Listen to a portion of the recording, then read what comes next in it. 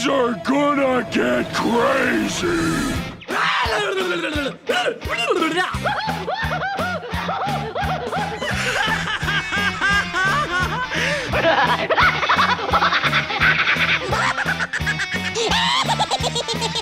Most everyone's mad here. Welcome, everybody, to another episode of AniMat's Crazy Cartoon Cast, and holy crap, what a week it has been. I could even debatably say that it has been very exhausting for everyone, and honestly, I'm kind of glad that it has pretty much ended, and I just want to give you all a little bit of a warning right now that what has happened this week, yes, I will definitely be discussing it in full. Don't worry though, afterwards, I will be discussing about the fun stuff and the crazy animation news that did happen this week.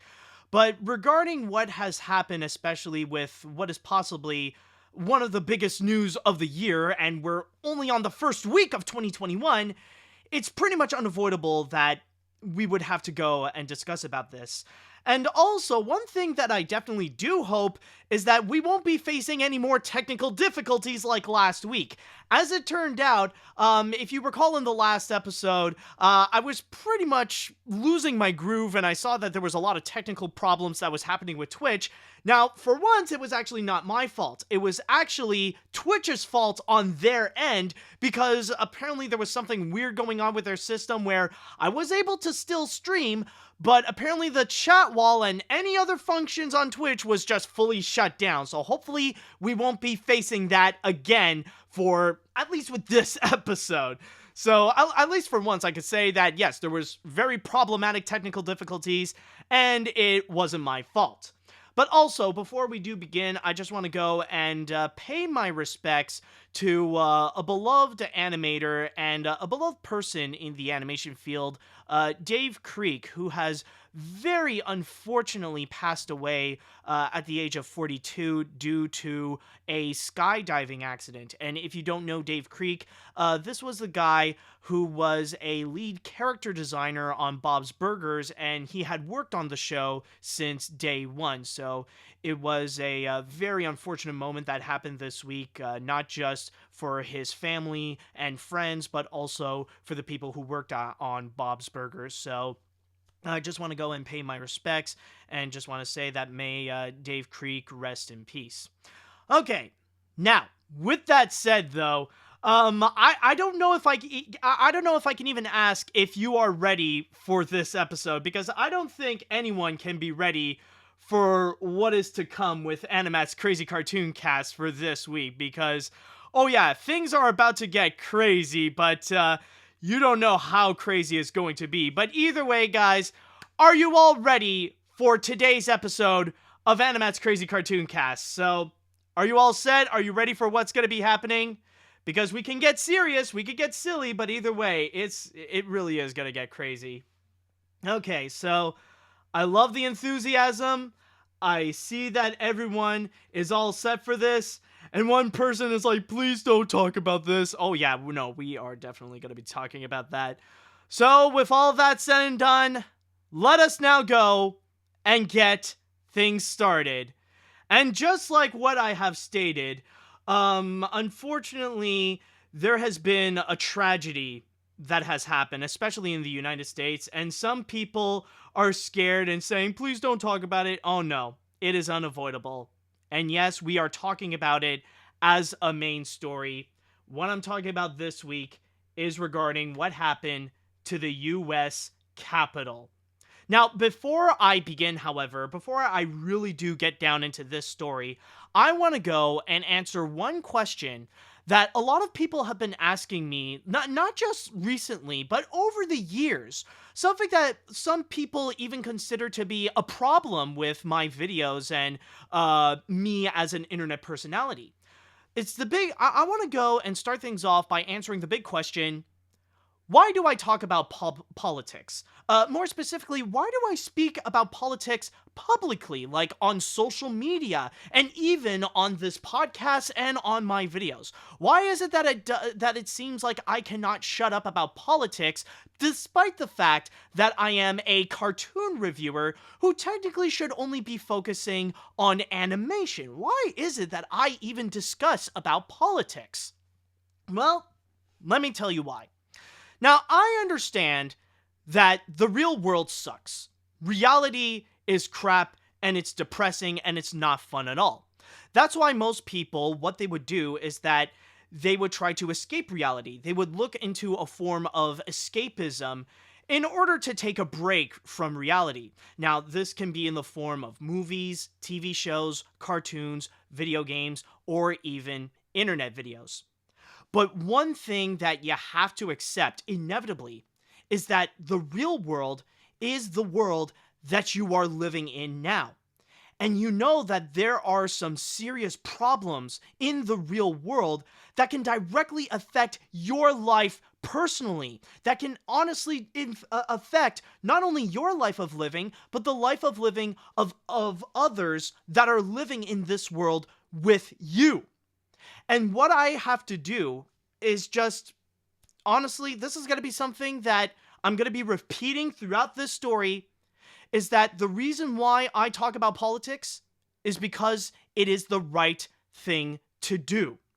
That sometimes you look at what is happening in the real world, you realize how this could affect the lives of not just yourself, but of others as well.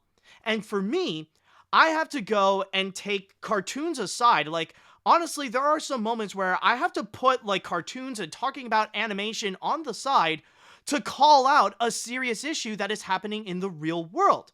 And keep in mind, I know that I am an influencer. Maybe not a big influencer, but still someone with a platform in which hundreds of people do listen to what I have to say, that do value my opinions, and that can often take my opinion seriously. So I know that I have a massive responsibility as an influencer and as someone with a platform.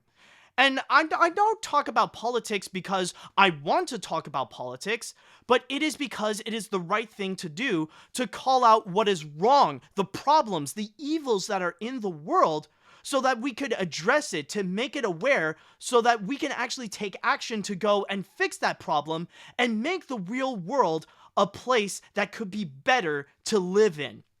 That is pretty much the core reason why I do talk about politics.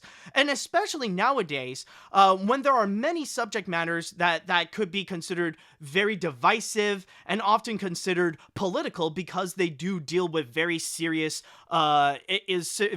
social issues, rather it be about human rights, about environmentalism, and about the economy, and many, many more. And sometimes, in order to understand, like, the world that you are focusing on, even in animation, sometimes you have to have more of an understanding of the world around you. So it's also an integral part as a cartoon reviewer or as an animation analyst to be aware of the real world and to be aware about the politics. It's not something that I could just ignore and just purely focus on one thing to specifically talk about. That's why I have to go and discuss about politics. At that point, like, I know it's the right thing to do. At that, like, I don't care about who ends up getting offended. I mean, I'm a freaking cartoon reviewer. I do that on a freaking regular basis. I know that pissing off people who like Donald Trump is no different than pissing off people who like Hotel Transylvania. I know there is they're not the same people, of course, but I'm just saying that at the end of the day, like, I know I'm going to be offending people. I know there will be those that will be unsubscribed. I don't care at that point, because calling out the problems in the world is the right thing to do. And especially what happened at the US Capitol this week is the perfect example of it. Now, what is it that exactly happened? What is the story? Well, I'm going to do the best to try to summarize the whole situation, but basically, on Wednesday, that was supposed to be the day where all the House representatives and all the senators come together in order to go and analyze and confirm the Electoral College votes so that they could go and elect the new president that the people have chosen. And in the 2020 elections, they have decided that Joe Biden should be the next president of the United States.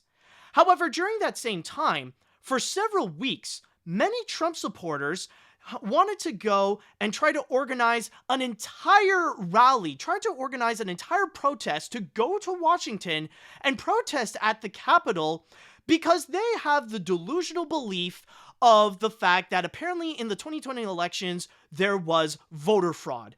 A case that there is literally no evidence. There is no such thing as voter fraud in the 2020 US elections, or at least there is no such thing as any that is in favor of Joe Biden and the Democrats.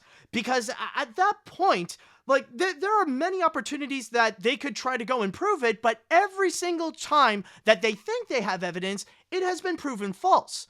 And from there, you see senators like Republican senators like Ted Cruz and even Donald Trump himself trying to really rally up this conspiracy theory and encourage people to go to the Capitol and go after the representatives, go after the politicians in order to stop them from confirming Joe Biden and to keep Donald Trump as not just the president, but as the dictator of the United States.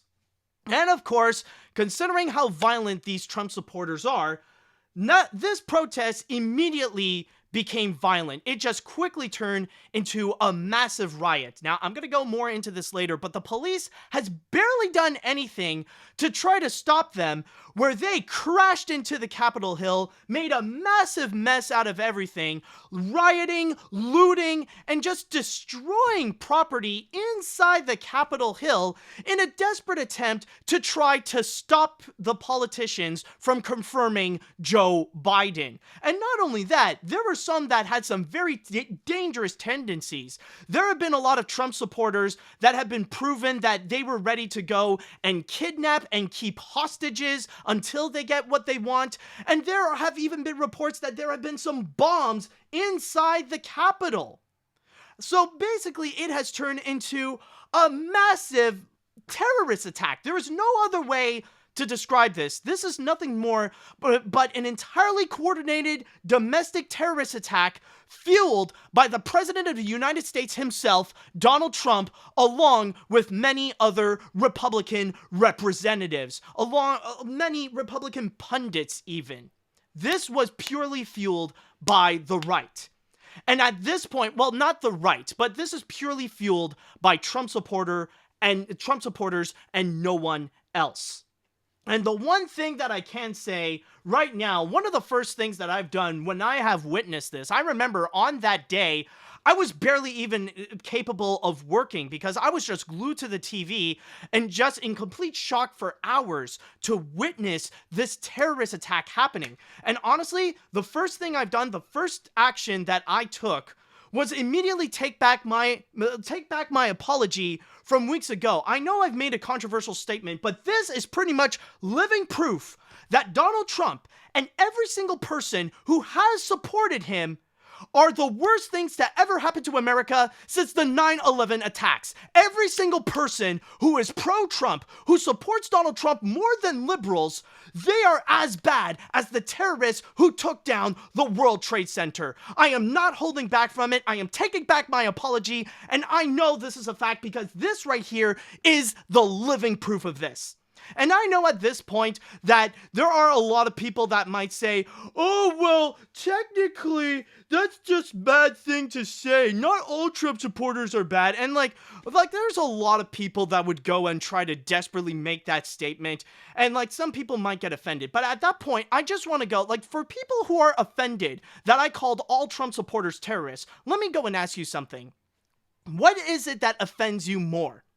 The fact that the U.S. Capitol got a domestic terrorist attack by Trump supporters, or my statement that Trump supporters are terrorists in response to these attacks? Which one offends you more?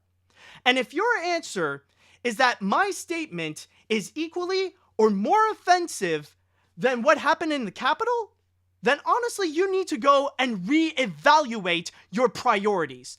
Because I'll state this right now, if you're offended of me calling all Trump supporters terrorists and anti-Americans and stuff like that, then you are a lot more comfortable with what happened in the Capitol than you may think. That this is perfectly fine for you, that you're more comfortable with what happened because there are worse things. Because apparently you value the sensitive feelings of Trump supporters more so than you do with your own democracy. So at that point, I just want to state that if my statement that all Trump supporters are terrorists and that they should all be locked up is more offensive to you than what the Trump supporters have done in the Capitol, then you need to go and really reevaluate your priorities. Because honestly, that's just ridiculous. And another thing, I just want to go and make a comment, because this is something that I am still dealing with to this day. I wouldn't be surprised if in the chat wall as well, there might be a few people that would want to try to go and try to go and make that comment. Like, a lot of people have told me, like, yo, you should stop talking about politics. Or there's even, honestly, like, while I was commenting about everything that has happened, I've had a few idiots on Twitter who would try to tell me to not only stop talking about politics, but on top of that, they are demanding me that I should make an alternate account so that I could only speak about politics there, and in my main platform to reserve it only about animation, and that's it. Now, at that point, like, honestly, the days of telling people to stop talking about politics, it's pretty much over. And if you are someone who tells me to stop talking about politics, or you think it is a problem that I speak about politics in my platform, then you are nothing more but ignorant, or at the very least, you are ignorant. And if you are telling me to go and make an alternate account so that I can reserve all my political thoughts or non-animation thoughts there, then you're trying to desperately justify your ignorance to really go and try to find an excuse so that you could just go and completely ignore what I say, only focus on what I have to say in animation, and really justify ignoring, like, everything that is happening in the world. Like, one of these idiots that try to call me out and demand me to make an alternate account is someone who, I kid you not, is a 15-year-old who admitted did not care what has even happened in the freaking Capitol. Like, are you kidding me? Because I'm just going to say right now, if you are someone who tells others to stop talking about politics, then you are ignorant. And worst of all, it makes you complicit. It makes you complicit of the white supremacy that has happened in the Capitol. It really does, because you're trying to silence the people who are trying to call out. You're perfectly okay because it's not affecting you directly. You are more focused and you only care more about your self-centered first world privileges and just want to keep it at that. And you're most likely white as well, or most likely a Trump supporter, so this doesn't even affect you directly, so you don't care. You don't care. You're just desperate to try to silence people because of your first world privileges, and so you could justify your ignorance. And this is why being ignorant is wrong. And this is why not only should we call out these Trump supporters, we should also go and call out these ignorant people. We need to call out all those who say, stop talking about politics, or keep commanding others to say, oh, you have no right to say anything about politics, so you should keep your mouth shut about politics, or say it somewhere else where I can't see it. Like, no, this is not the time. Like, if you don't care about politics, then why do you care so much about telling others to not speak about politics? Seriously, this should be this is something that should be punished.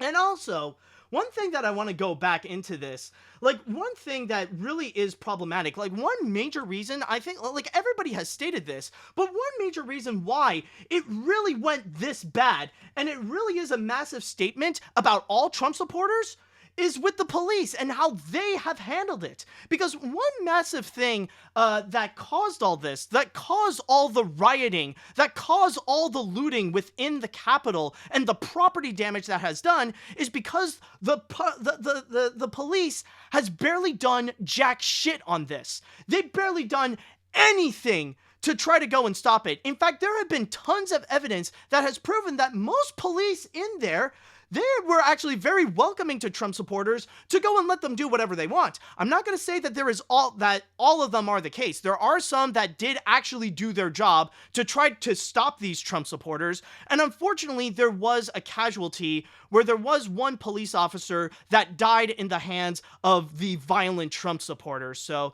may that police officer rest in peace. And honestly, it's just ridiculous seeing how, like, not only did the police officers barely did jack all, but also, like, they were taking selfies with the Trump supporters. They were helping them out to just go in. They were giving them their own riot gear to help them out to invade the Capitol Hill. Like, they did jack all. Now, I just want to go and state this. I am someone who does not believe in defunding the police. Defunding the police is not a great idea, but I definitely do believe in reforming the police, absolutely, because there is a white supremacy problem that is within the police force that is causing this massive systemic racism. In fact, over here, I think there should not be allowed any right-wing police officer ever. Because honestly, they are mentally incapable of being a police officer and actually trying to do their job. But after what happened in the Capitol, oh man, does it really justify that argument of defunding the police? Because if all the police is going to be doing is just defending white supremacy, then actually doing their job to defend the people, then the police is pretty much worthless. Honestly, all police officers should lose their jobs and be unemployable at this point if all they're going to do is just defend white supremacy instead of defending real American values. And the reason why I do state that this really is caused by racism is if you compare to how the police reacted towards the Black Lives Matter protesters and how they reacted here. Because when it was all about Black Lives Matter, when the cause is to fight against police brutality, to call out police brutality, and to fight for equal rights among all races, and when it's fighting for the rights of black people, that's when suddenly they go all out. They don't hesitate. That's when they go and really beat up people, and when they throw out tear gas and everything. Like when it's about people of color, they go all out. And yet here, they barely did jack all. They barely did anything. And again, it really does justify not only that maybe defunding the police might actually be a good idea, but also that there should not be any right-wing police officer. Those should be completely banned because they have a mental disorder that would not let them actually go and do their job. So that's one thing that I just want to state about the police. Again, I don't believe in defunding the police, but this is a very solid argument why there should be. But again, there needs to be a massive reform in the police force, like entirely. Like that's almost like a national emergency and probably a worldwide emergency where other police forces should actually go and take note and like try to eliminate some of their own white supremacy from within. And really, all this has pretty much proven one thing, that yes, all Trump supporters at this point, this is very, they are all terrorists. And the thing is that, if you really think, the true horror of it all, it really is because of a conspiracy theory, that they believe in something that is not real, and that time and time again, there has never been a single piece of proof about voter fraud, apparently.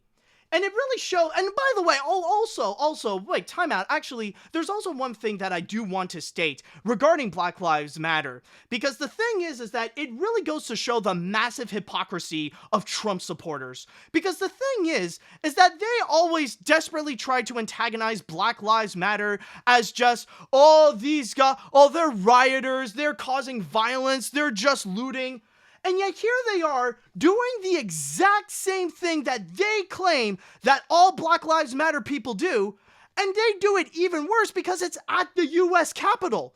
And this really shows why every single person who supports Donald Trump is a white supremacist. They are all racist. Because the thing is, they don't care about cops. Because those who actually do their jobs, they fight back. Trump supporters have actually killed a cop Because the thing is, they hate Black Lives Matter because they hate black people. They want to keep people of color underneath white people. So honestly, any arguments about Black Lives Matter and Antifa, now that is all invalid.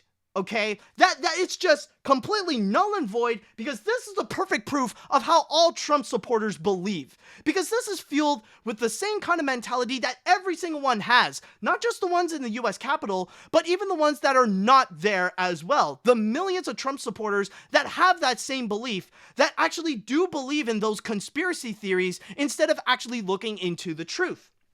And also, there is another thing that I want to mention is regarding the whole Antifa thing. Because time and time again, whenever these things happen, whenever you see a Trump-supporting terrorist attack happen, they always find a way to try to pin the blame to the left. That's the common thing that Trump supporters have done. Blame it on Antifa, blame it on Democrats, blame it on the left, and all that crap. But it's mainly always portraying Antifa as this great evil. And yet, this is the living proof that it is a complete lie. There is no such thing as Antifa being the evil of America. Antifa, this is pretty much living proof that there is actually no shred of evidence that Antifa is more violent than anyone who is in the right. Who is any, like the Antifa is not as violent as any conservative out there. Because the thing is, Antifa has always been used as a desperate excuse where even though they don't have a single shred of evidence, the conservatives always pin the blame on Antifa whenever they commit a crime so that they could go and get away with it, so that it could be labeled as political and no one would do a single damn thing about it. And let me tell you this. Antifa is not a group of people, okay? It's not in the same league as like the Proud Boys or QAnon or anything like that. Antifa is just a term that is just shortened to say anti-fascist, people who are against fascism. So literally, anyone who opposes Antifa, who think Antifa are the bad guys, are people who support fascism. This is why people state again and again that all Trump supporters are Nazis. This is why this is actually a stated fact, because we keep on repeating what that means. I think we are at the point where everybody knows what Antifa means now. And if you're against, the thing is, are you against fascism? Then that means you're anti-fascist. You are Antifa as well. But if you're not, but if you think Antifa is purely evil, then you are a fascist. You are an enemy of the people. You are an enemy of your own country, and you must be taken down. And that's the big takeaway of all this. This is the big takeaway. There are no such thing as good Trump supporters. All of them are evil. All of them are like this. All of them think this way. And the only way that we can go and actually heal from this, if we truly want to learn from this actual lesson, then we have to do like how Germany has responded to the Nazis after World War II. We need to go and full-on ban their ideology. We must ban Trumpism and nationalism together. I'm not saying to fully ban conservatism altogether, because I know there are a few good conservatives, but they are only the ones who are against Trump. But the thing is, we must ban this far-right extremism. Ban all forms of it. We must ban Trumpism, nationalism, the Confederacy, white supremacy. All these things need to be labeled as terrorism, and they need to be immediately strucken down, just like how the police have treated Black Lives Matter protesters. And I know there are going to be people out there that are going to say, oh, but freedom of speech, though. That's my freedom of speech. No. Hate speech does not constitute as freedom of speech. It needs to be criminalized. And I know that right now that we are seeing more and more of these social media sites actually doing something that they should have done years ago, and actually not only ban Trump, but also ban any of these like far-right extremists out there. Like, I know they also banned the quartering. Well, Twitter has banned the quartering. I don't know if they've done it on YouTube, but again, Like, honestly, this is something they should have done years ago, and websites like Facebook and Twitter should be held accountable for encouraging terrorist activity, but also YouTube should especially be the website that should really go hard on these Trump supporters and really put a permanent ban on nationalism and on Trumpism so that all these accounts should be terminated.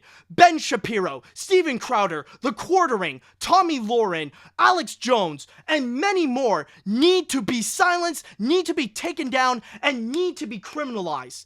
All these Trump supporters, yes, even supporting Donald Trump should be considered illegal. It should be viewed in the exact same way as people unironically supporting Hitler, where they all deserve to go to prison and they all deserve to live the rest of their lives to be a cellmate's girlfriend.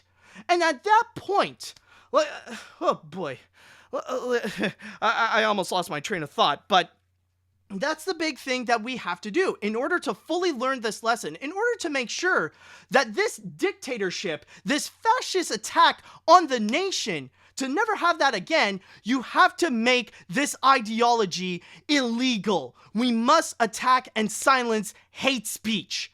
That's what we have to do right now. And if the police isn't going to do it, if the politicians aren't going to put any laws, then we must do so. We as citizens and we as people must go and call out these extremists. We must call out these Trump supporters. For anyone who has supported Donald Trump, they deserve to live the rest of their lives to be unemployed, to lose friends, to lose relationships, to have everything taken away from them so that they could end up being ironically, these people, they love their capitalism so much, but now let's take them all down to the bottom of the barrel of capitalism where they've lived the rest of their lives in poverty and can only rely on food stamps in order to get any form of nourishment. And if they ever do hope to get back to where they were before, in order to be accepted into society again, then they must learn to go and silence their hatred. To silence their hatred on liberals. Their prejudice towards Democrats must be silenced. They must silence their support for Donald Trump. They must silence their nationalism.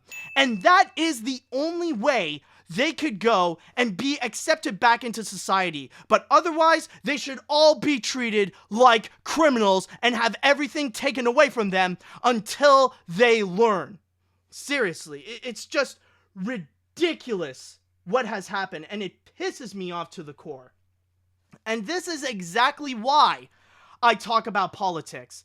What has happened over here, honestly, is something that I don't care who I am, I don't care who I end up turning off and they'll end up unsubscribing me. Because the thing is, calling out Trumpism, calling out to criminalize Trumpism and any form of nationalism is the right thing to do. This is why I talk about politics. Because there's clearly something wrong that is happening, and I don't care if I am Canadian. I know that even if I live in Canada and I am born in Canada, I am 1,000% more American than any Trump supporter out there because I do care about American values more than they do. So at this point, honestly, you could, hopefully you can understand why I talk about politics and why sometimes I have to take cartoons on the side to go and call out the evils in the real world because of how they can affect not only my life, but the lives of others as well. Because it is the right thing to do. And to criminalize Trumpism and to criminalize nationalism is the right thing to do at this point. And hopefully, this will be something that will carry forward in 2021. Again, I know that a lot of social media websites are actually doing that, where they are silencing and criminalizing far-right hate speech. Hopefully there will be more, and especially on YouTube, because no one should ever profit off of hate speech. No one should ever go and profit on far-right extremism, and no one should ever profit off of nationalism and Trumpism. Because honestly, calling all this out, it is the right thing to do. And I think that's pretty much all that I can say about this. I think I pretty much let everything out. I mean, I'm sorry. I'm sorry. I know that it's like very like it's kind of shocking and stuff, and I know we want to move on. It's just this was honestly something that has been in me, and even like just making a few tweets on social media is not enough. I just needed a moment to really let this all out. And honestly, I encourage you to do the same thing because you have a voice as well. And if this angers you, then don't be afraid to actually get political. Don't be afraid of who you end up pissing off or who you might end up like losing in terms of relationships or friendships and stuff like that. If you have something to say about this, let it all out. Just unleash it. All right? Because you have a voice and you have no idea how powerful that voice can be. And the more voices that can speak out against Trumpism and nationalism, the better it can be so that we can be one step ahead in order to silence it, to mark it as dead, and to criminalize it for good, for the rest of our lives. So, oh boy, I know that's a lot, but yeah. Hopefully you do understand why you do hopefully you'll get why I speak about politics and why it is important for me to talk about politics in my videos. I don't care if they're even out of place, but like honestly, at least I'm speaking the truth. Oh, and there is one more thing that I do want to state. There is one statement, however, in terms of politics, I almost forgot actually. Like, I know there is one thing that I did as a screw up. I don't know if I have apologized to this, but it was years ago when I have made a statement that, like, it was back when the Emoji Movie was popular and stuff like that. And I did controversially say that the Emoji Movie was the Donald Trump of animated films. Maybe I did apologize, but if I haven't, then I just want to say that I do sincerely apologize, and I know that it was wrong of me to actually say.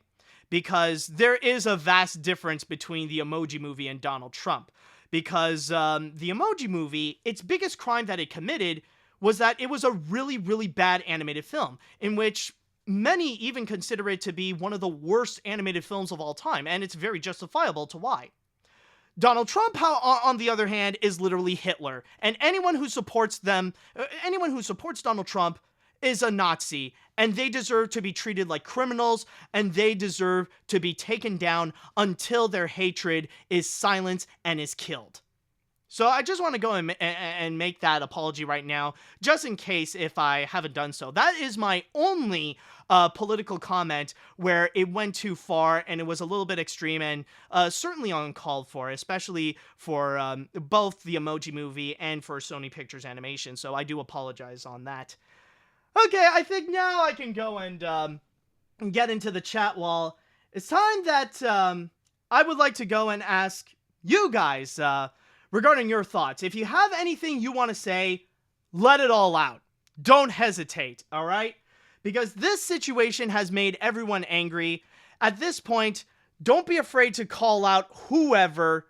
This is something we need to go and call out. Like whatever feelings you may have, unleash it right now, because I could tell you, it feels good to just let out your true thoughts than to just keep it in so that you can have everyone be happy, everyone be equal, you know, like no. The time of being nice and to being fair for both sides, it's over. Okay. Let's see now. Here's a quote from UNGA President, UNGPA, as President of the UN General Embassy. I'm saddened and concerned of today's development at the Capitol in Washington, D.C. The U.S. is one of the world's major democracies. I believe that peace and respect for democratic processes will prevail in our host country at this criminal time. And exactly, and that's one major thing to really do emphasize, is that this is why Trump supporters are now considered anti-American. This is why Trump supporters are technically equally as American as Al-Qaeda and ISIS, because it shows they don't care about democracy. They don't care about the Constitution. They don't care about the Bill of Rights or anything like that. They only care about things going their way. That's all they want, and that's all they care about. And that's why it should be illegal to support Donald Trump, because they hate democracy. They hate the Constitution, and they hate everything that their country stands for. Every single person who stands with Trump or who voted for Trump in the 2020 elections. Let's see. Where do we got here? One piece of media that I think absolutely everyone should watch, especially anyone who lives in America, is the 1957 cinematic masterpiece 12 Angry Men. It is brilliant from a technical and acting standpoint, and store-wide, it demonstrates perfectly how messed up America's justice system is, and we could learn a whole lot about how to make intelligent arguments and advocate justice for the lesser privileged and making this place much better to live. And I just want to say, JP, the fact that you do recommend it, funny enough, I might have mentioned this before, but honestly, 12 Angry Men is one of my favorite live-action movies. It is such a brilliant film, and I love the core minimalism of it, and yet it's so intense. And honestly, I remember when I played, like I've said this before, but I remember when I was in a play of 12 Angry Men, and I was actually juror number 3.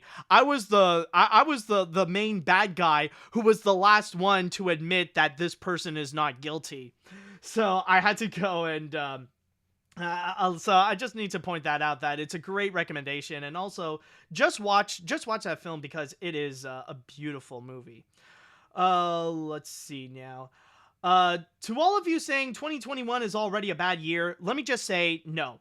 This isn't the fault of 2021. This is the fault of the supervillain in office. I'm just really glad that he's finally suffering consequences, and everyone, even members of the Trump cult and even Mike Pence, are waking up and saying, hey, wait a second, Trump is kind of an asshole.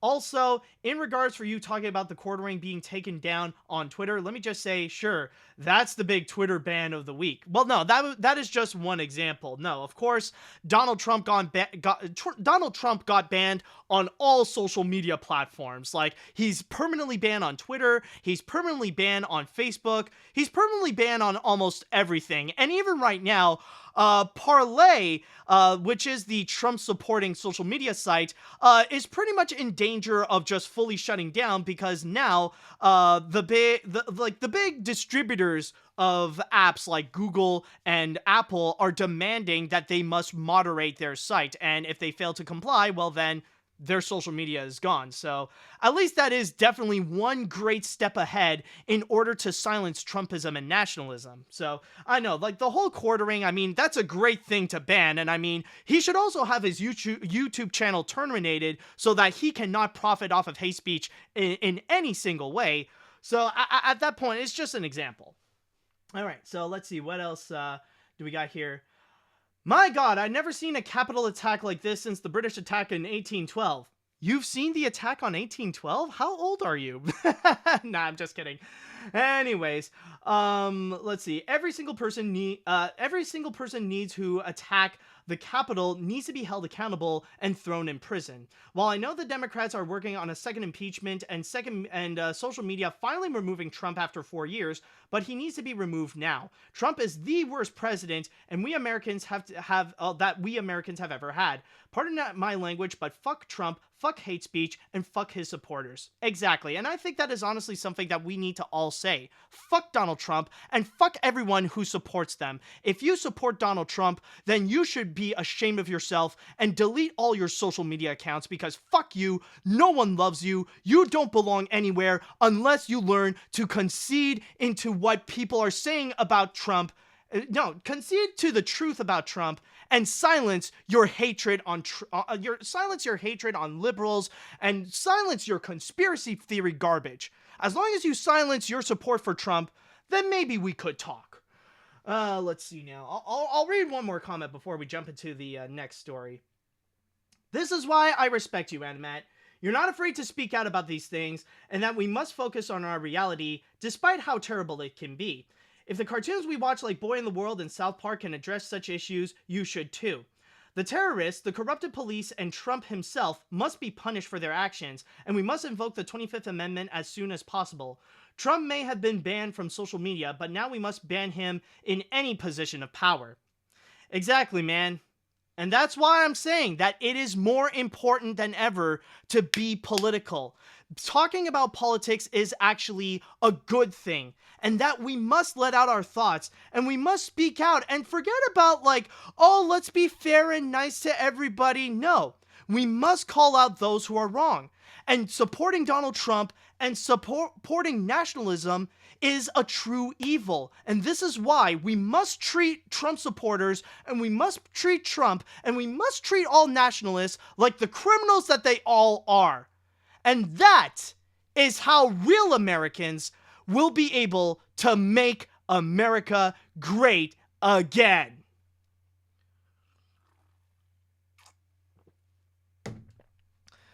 God damn, does that feel good to let that out. All right, so now that I have all that letting out, now that I did unleash everything that I have to say about that story, now let us go and actually get into our next story. And this is actually some happier news. And by the way, yes, for the rest of this time now, we will be talking about animation. And what we are going to be talking about is something that people are celebrating. Something that people have celebrated and cheered this week because of a downfall of a great evil. Now, technically, this is not as evil as Donald Trump. This is not as evil as the Confederacy or white supremacy or nationalism, but still an evil nonetheless that everyone is cheering that it is no longer available. And that is the downfall of Caillou. Yes, it is official.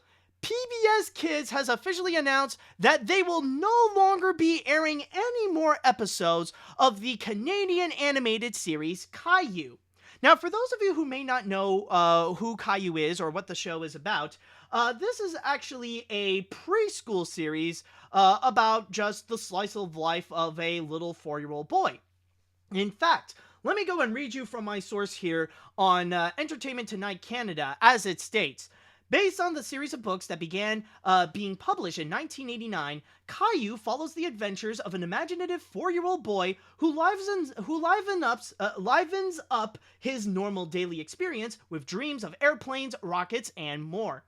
The series premiered in 1997, producing 5 seasons between then and 2010. Episodes have continued to air in reruns on a variety of children's networks, including PBS Kids in the US. However, why is it that this little preschool, what seems to be rather harmless, this little series here, why is this considered a great evil? Why is it that there's this massive hatred on Caillou? Well, the reason why everybody seemed to hate Caillou so much is because in the show, Caillou is an unbearable brat.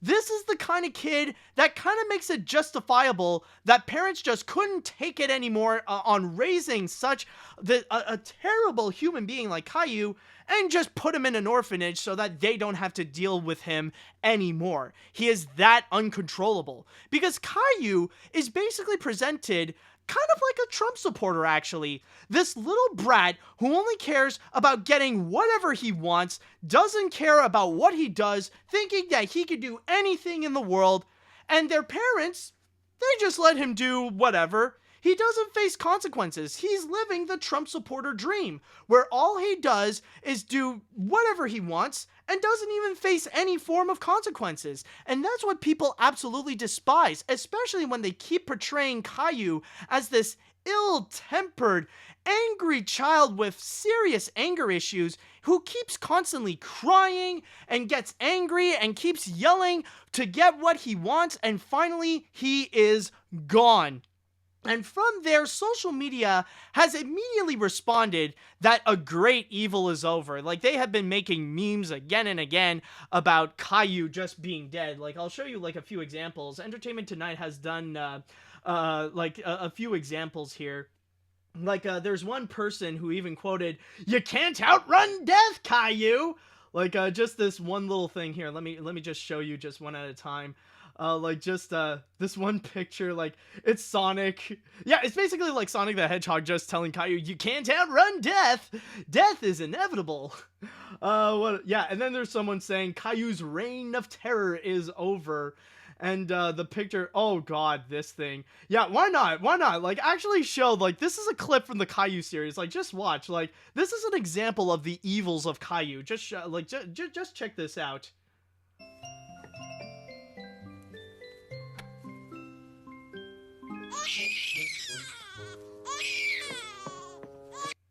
Like, why though? This is just a weird mood swing where Caillou is like, oh, I love my baby sister, gives her a hug, kisses her, and then suddenly just freaking pinches her.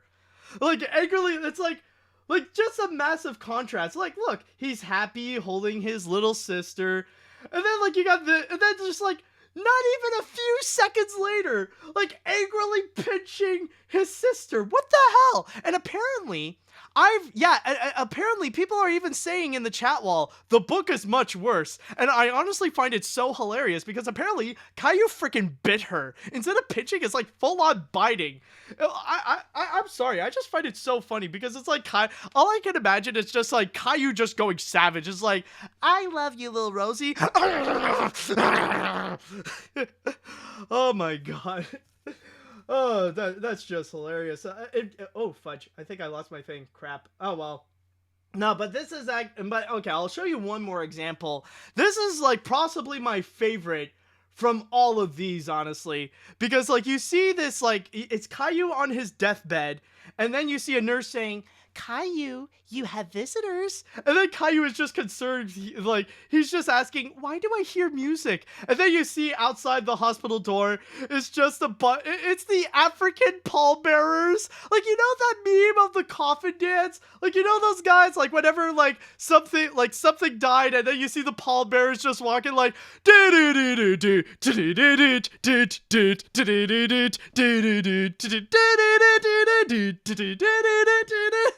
oh my god, I love that meme so much. And I love the image of just like Caillou is canceled, and then suddenly we just hear that dance of just like, oh, like these African pallbearers just dancing their way to Caillou's grave with his body on their shoulders, like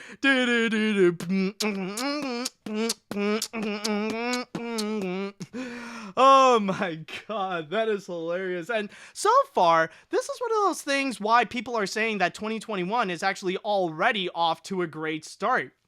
And I don't blame people for absolutely hating Caillou, because it is true when you think about it, because Caillou is actually one of the most popular children's series. It ran for like a very long time. Even like within the time that it made new episodes again and again, it ran for like more like almost almost 20 years actually, where it went from like 1997 and then going all the way up to 2010.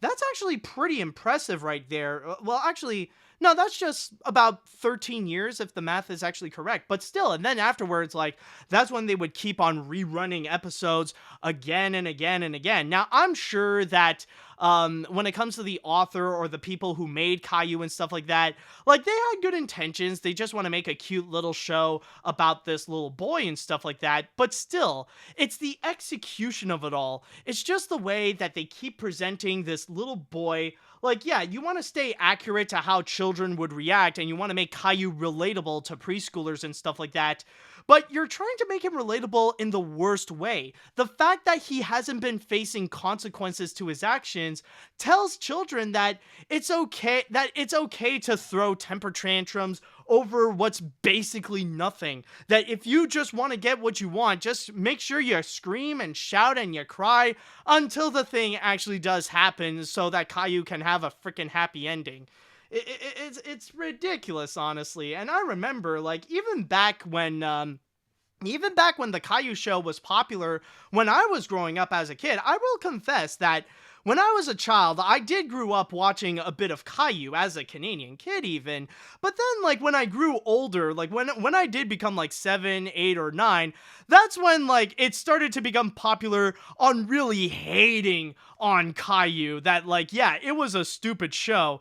And I guess, like, now that those kids have pretty much grown up, now we can actually look back at Caillou and realize that, yeah, honestly, the hate, it was very much justifiable. Like, yeah, sure, when we were kids back then, we were just hating on it because it was just a preschool show. But nowadays, we look back at it, it's like, it's justifiable to hate on it because it's a horrible preschool show. And yeah, I definitely do hope that PBS Kids would go and replace that with something that's actually better for children to go and watch, something that hopefully they would learn their lesson that, yeah, behaving like Caillou is not a good idea. And also, this has been known for like years now. Like the hate has been like pretty strong for a long time. And to give you a proof, you might remember years ago in my old podcast, I actually talked about the massive hatred against Caillou.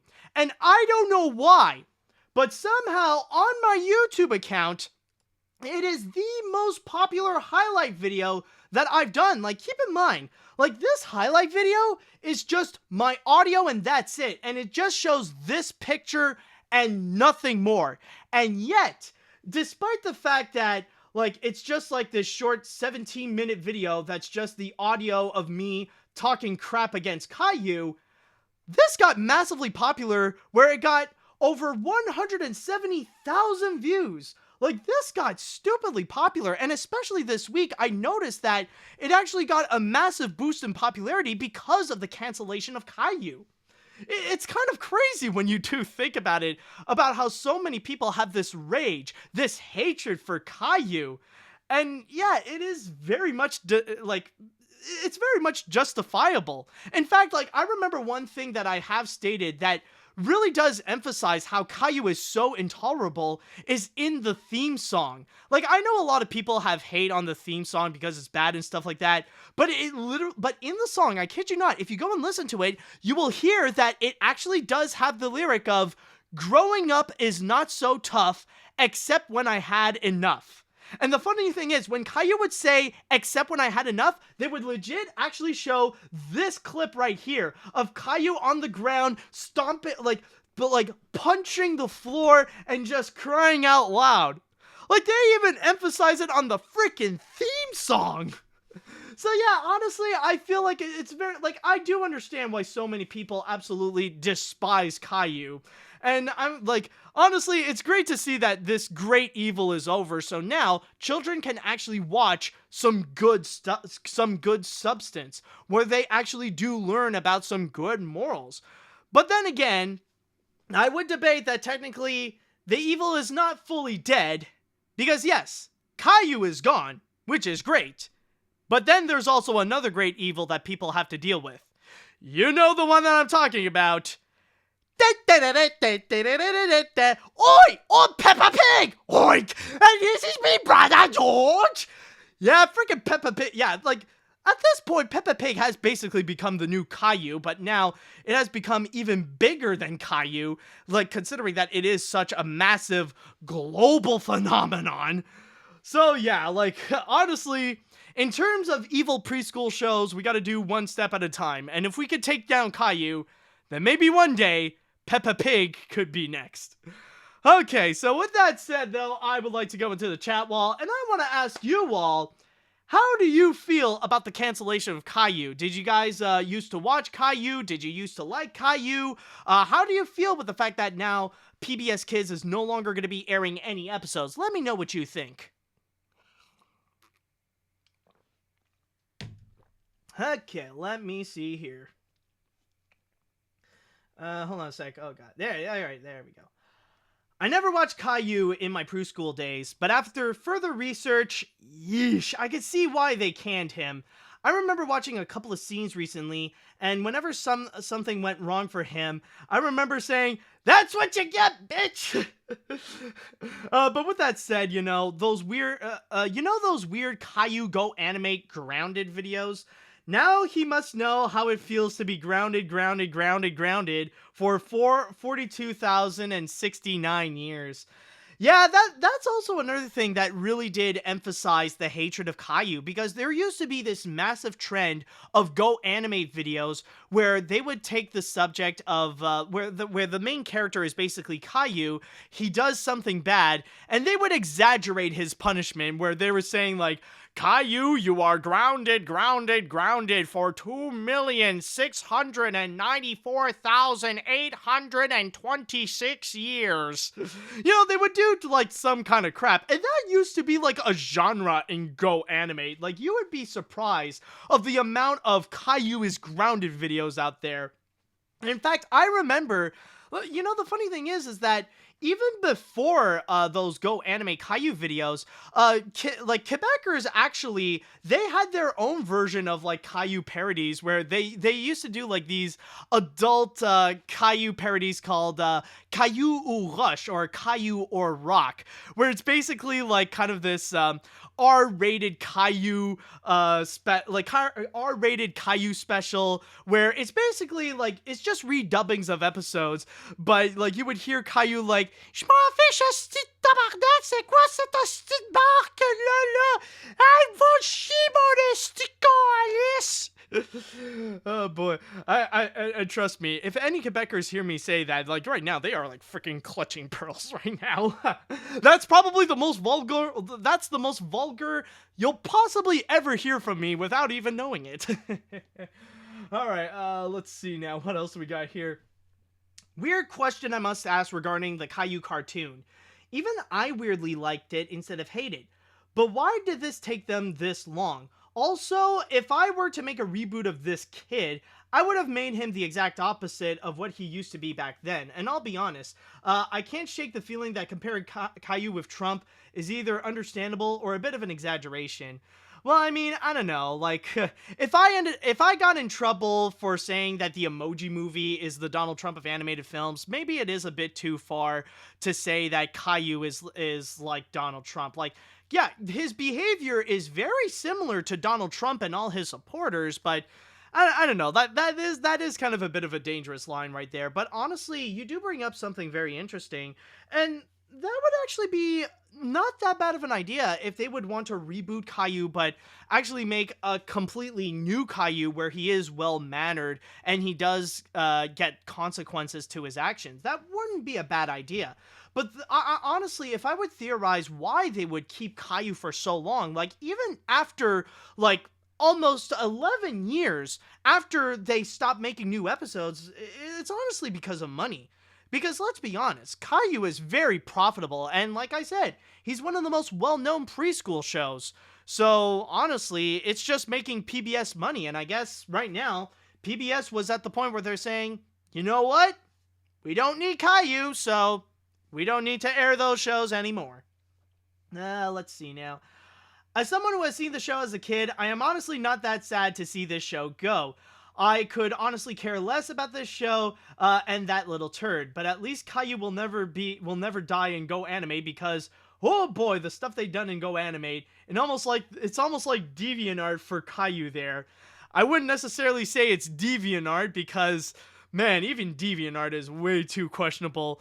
But then again, if it were like DeviantArt, then you would just see random cameos of different, like, cartoon characters. Like, suddenly, like, Caillou would meet up with Pooh and friends, and suddenly he'll stumble upon Donald Duck, Eep from the Croods, Porco Rosso, and, who the fridge else? The BFG, and Mark Twain from The Adventures of Mark Twain. I don't know, I'm just picking, like, random cartoon characters out of the hat.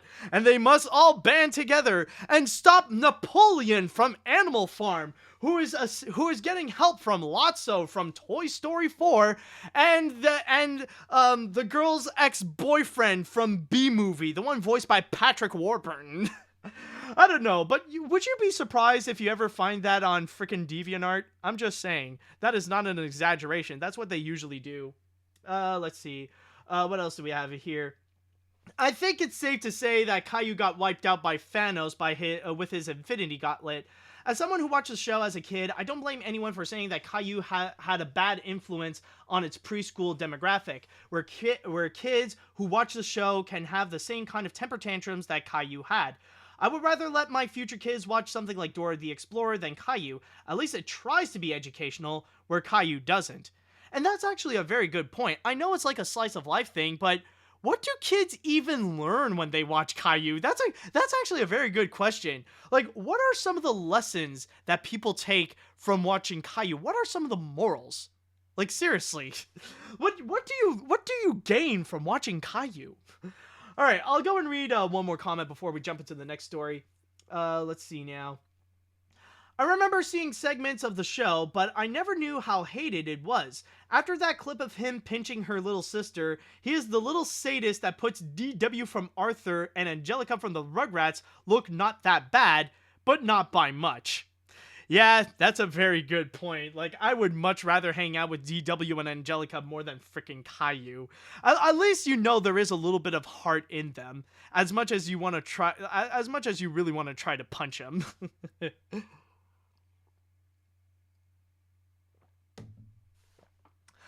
All right, so with our next story that we got here, we actually got a trailer that we're going to go and check out.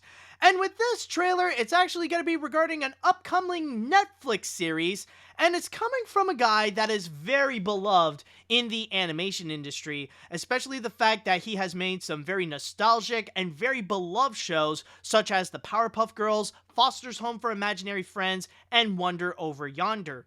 So, with that said, let us now go and check out the trailer for Craig McCracken's upcoming series on Netflix, Kid Cosmic. People of Earth, some powers from space, don't know how they work. Gonna try and activate them so I can protect Earth from evil space alien things from space. Okay, let's do this.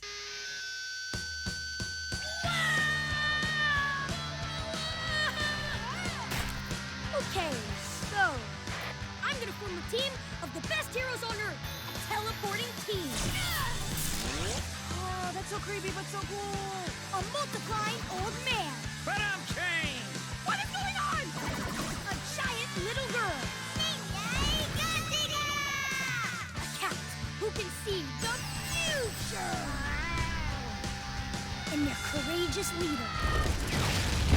Kid Cosmic! Foolish Earthlings! Those stones possess power that every evil being in the universe would kill for! Your Earth is doomed! It's okay! It's okay! What's going on out here? Everything cool? Yeah, just using my superpowers to help Joe get her head back on and stuff. Okie doke. This isn't the comics, kid.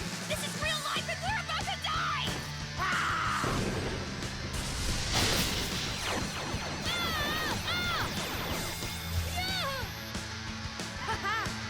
Why is this so hard? 'Cause you suck!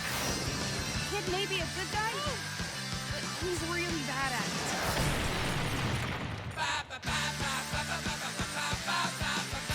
Have no fear! Kid Cosmic is here! So it's a 5-minute documentary of you all getting destroyed? I'd watch that.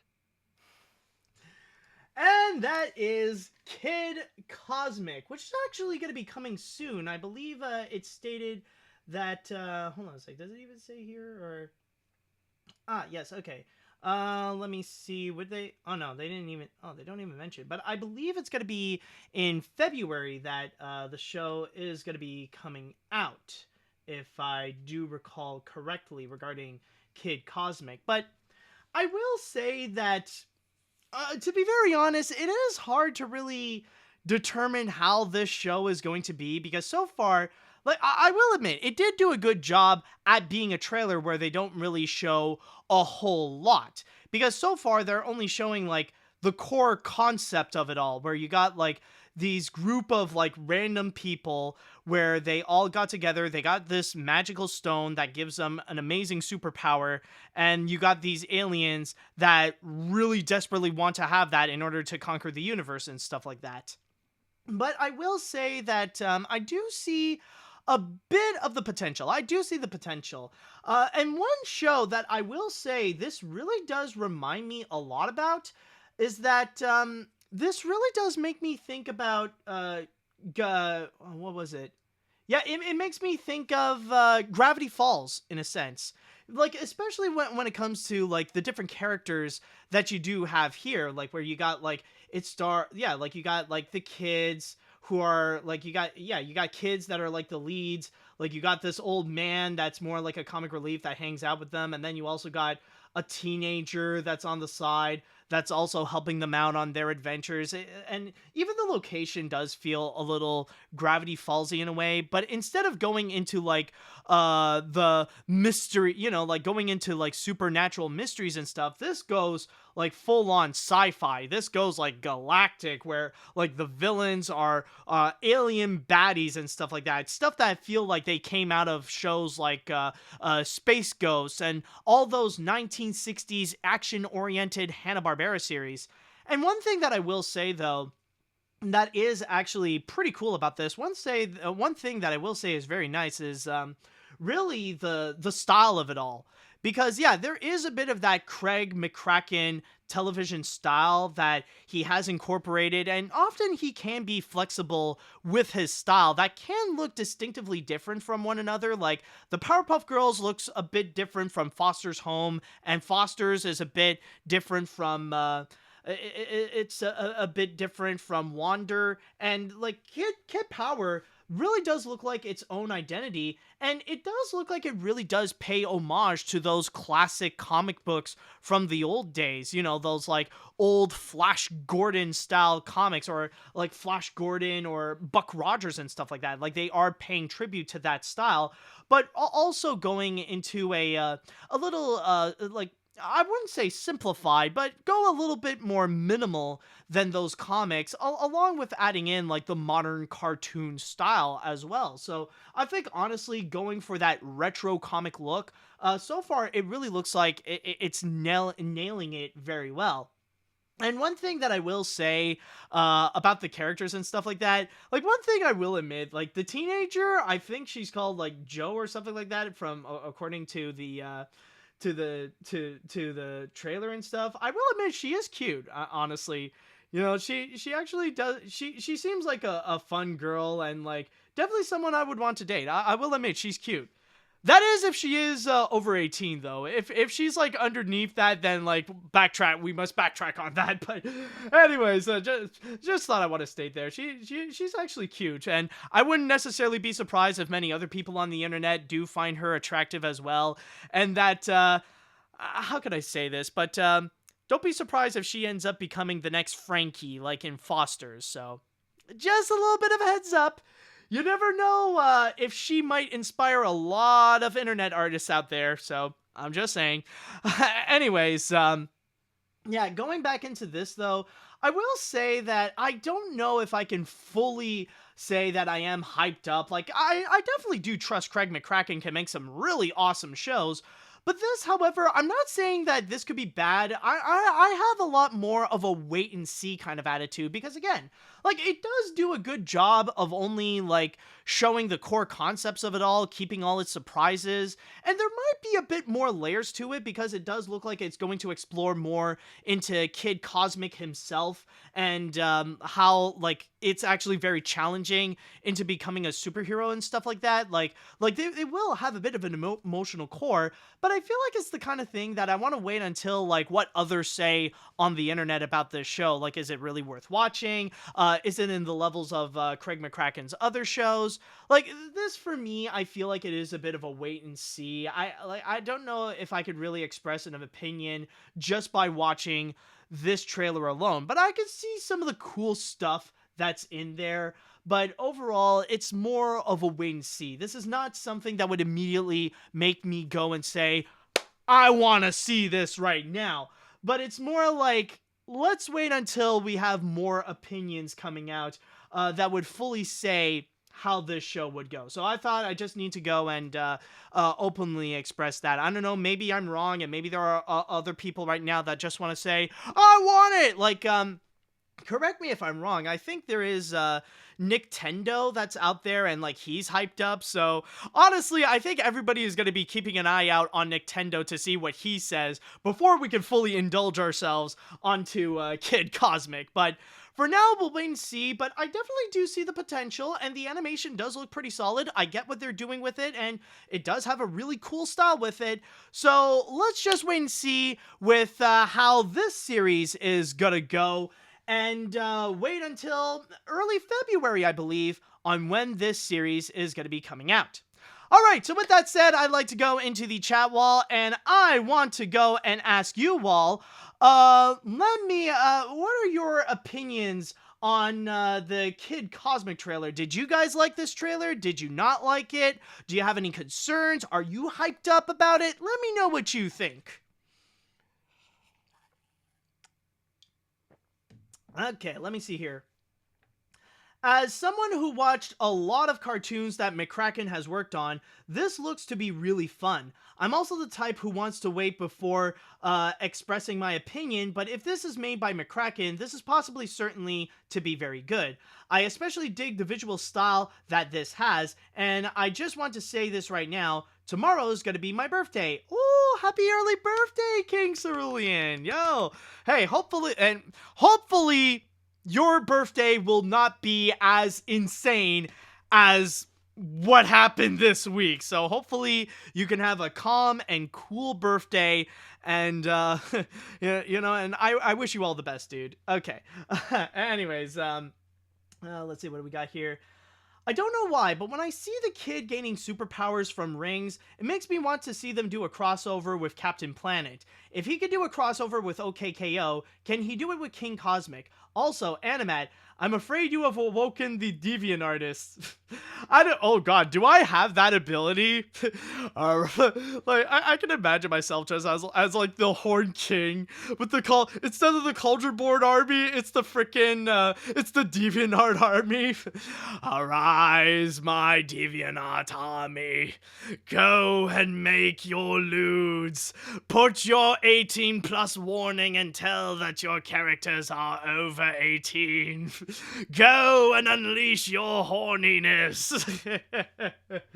But again, I mean, like, to be fair though, I mean, like, the teenage girl who I hope is over 18, like, she is pretty hot. She is cute. So I mean, like, is it a bad thing?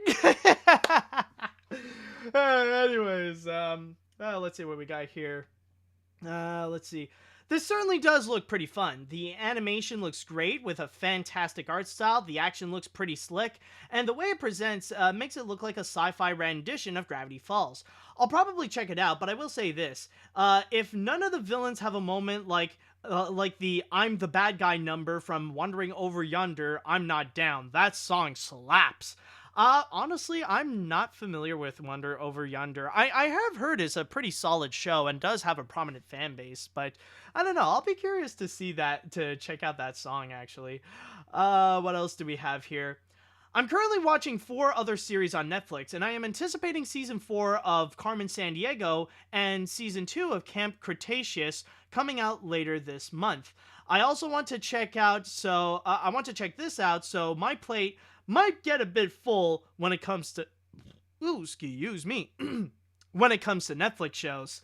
Yeah, I know. Like, we're already starting 2021, and I'm sure there's plenty of content that you need to go and check out, so I don't blame you there, dude. Let's see. Did I read this one? No, I don't think I have.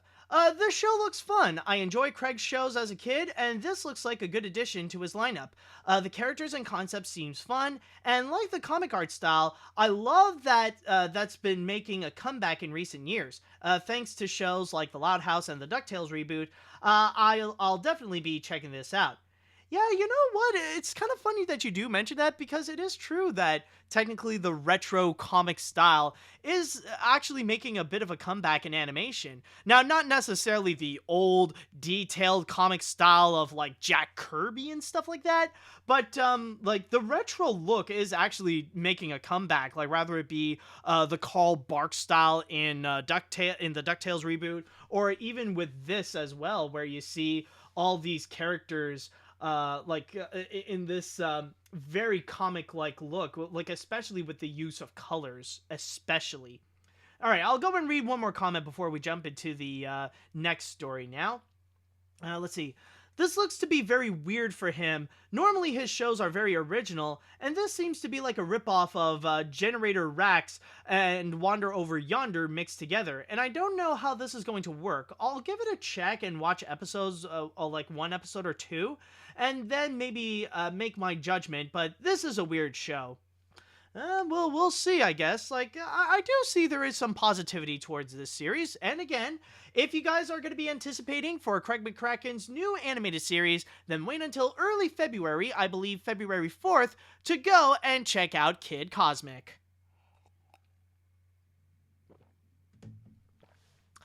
All right, now, on to the next story that we have here. And what I'm going to be talking about is actually an unusual movie. Now, we have no idea on how it's going to be. We don't know what it's about. All we know is what it's based on. And the big thing that I do want to talk about is actually going to be an upcoming Rubik's Cube movie. Yes, this is actually going to be a thing that will be happening where Hyde Park Entertainment and Hyde Park Entertainment Group and Endeavor Content, they are going to be collaborating together in order to go and make not just a movie, but a game show based on the Rubik's Cube. However, this is not what I want to go and talk about. Now, I know there are a lot of people that may have some strong opinions about this, that this is going to be like right up there with Battleship and the Emoji Movie when it comes to like really stupid movie ideas and just desperate to go and find anything to turn into a movie. Well, I guess we can also add Bobbleheads the movie as well onto that, but then again, that's not like necessarily a major motion picture, like it didn't get a full-on theatrical release and stuff like that. But then again, this is still something, though, that has a lot of people talking. But the real story about this is not necessarily about the fact that there is going to be a Rubik's Cube movie, but rather what someone hopes to not be associated with the Rubik's Cube movie. Someone who is already putting out the warning signs to say that it is not their fault for the existence of the Rubik's Cube movie. And that is none other than Chris Miller. Yes, you may know the dynamic duo Phil Lord and Chris Miller. Well, Chris went onto Twitter and he openly expressed his opinions regarding the Rubik's Cube movie and how people are reacting to it. And the way that he responded, reading from my source here on the playlist, he actually stated 3 things. 1.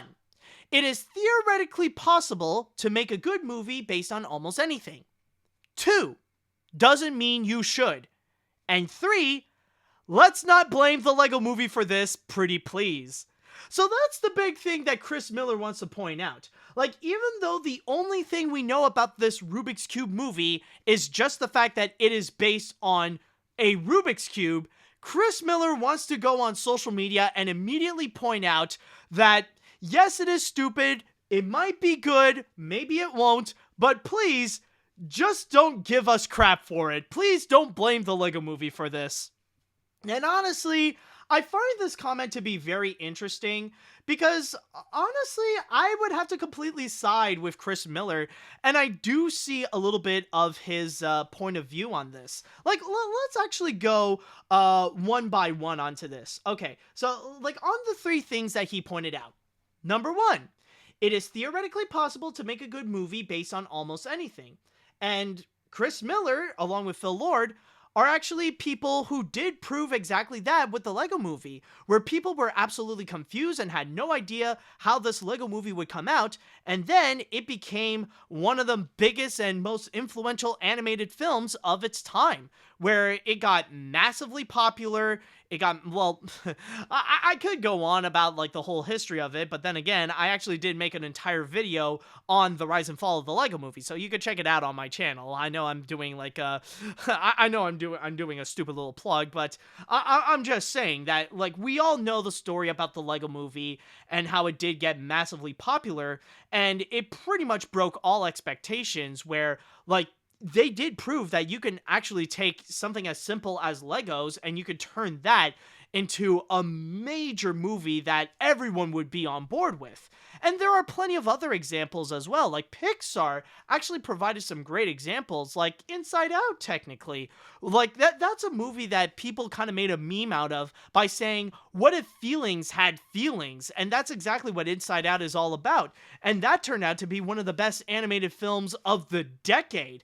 And not just that, but even people would go as far and state that it is one of the best movies of the decade, right up there like with some of the major players of 2010 as well.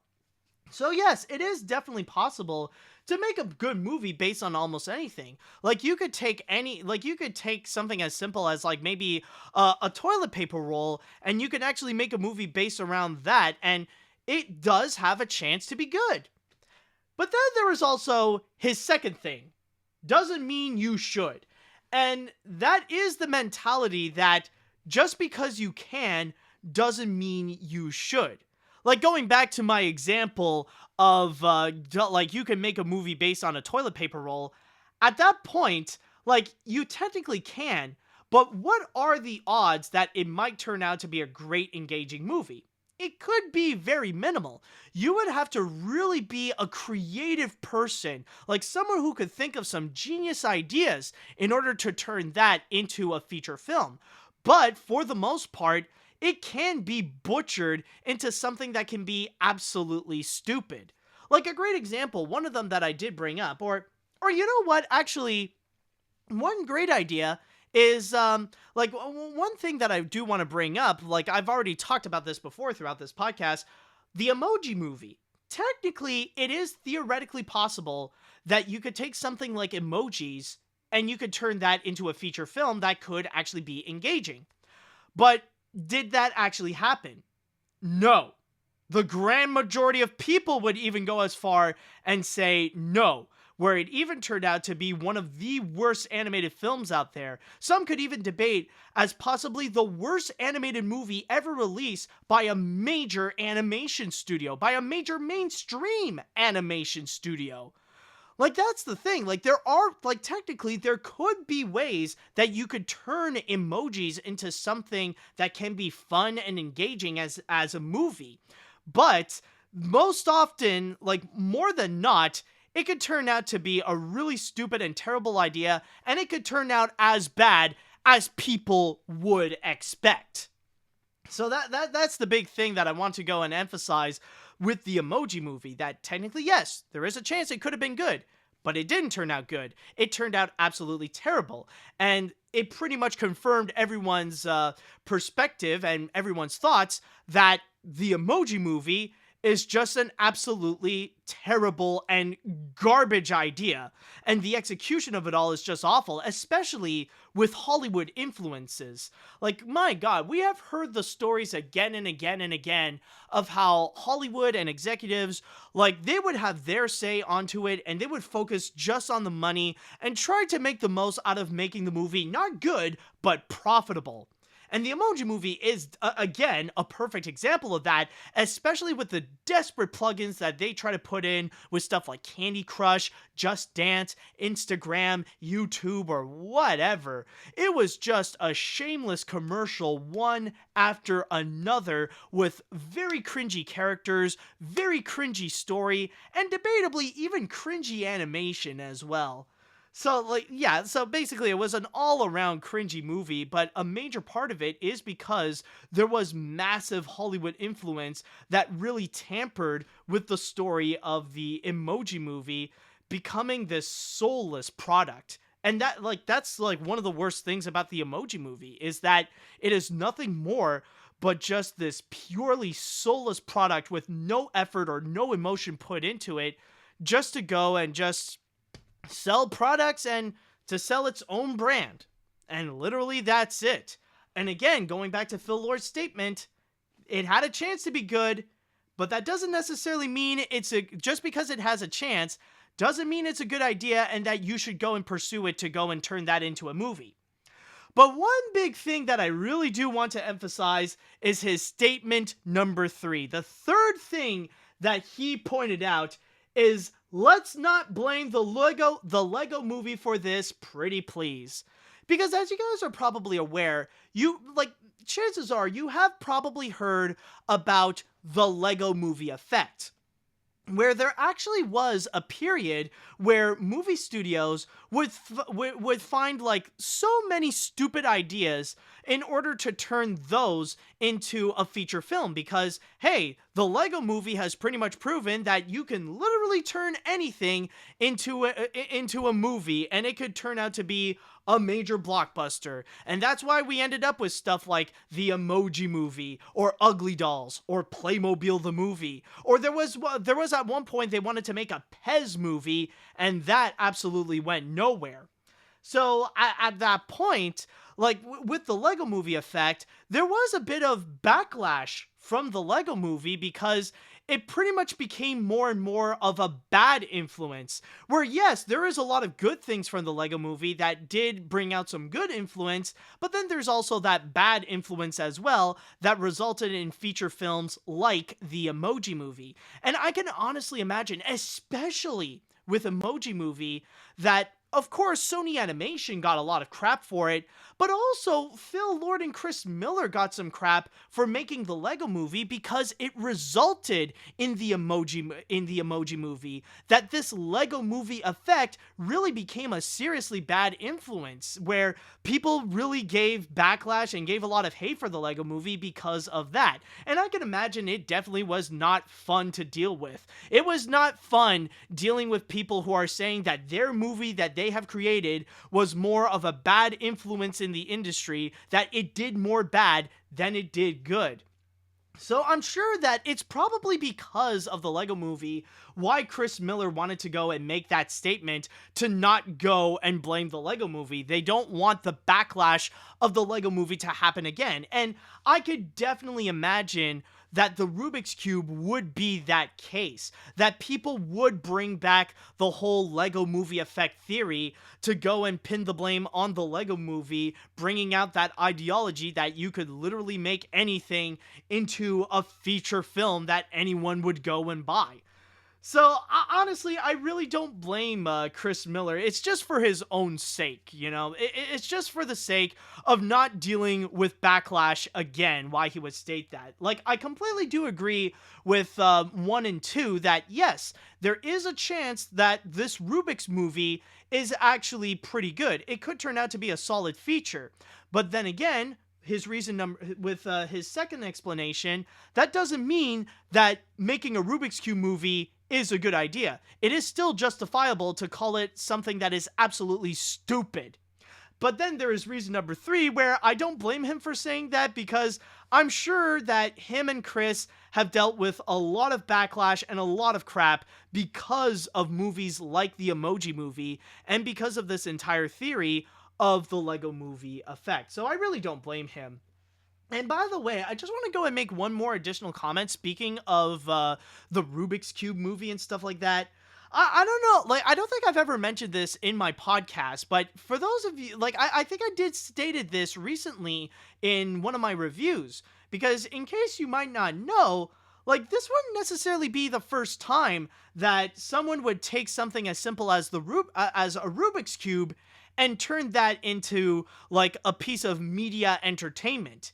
And if you want a solid proof of this, this actually did happen back in the 90s, where they would actually make a Rubik's Cube animated series. No joke. Check this out. On a mysterious night, Rubik's Cube appeared, bringing happiness. Rubik's Cube has changed everything in our lives. He's colorful, magical, lovable. Oh, did I say 90s? Sorry, 80s. 80s, yes. He's our friend.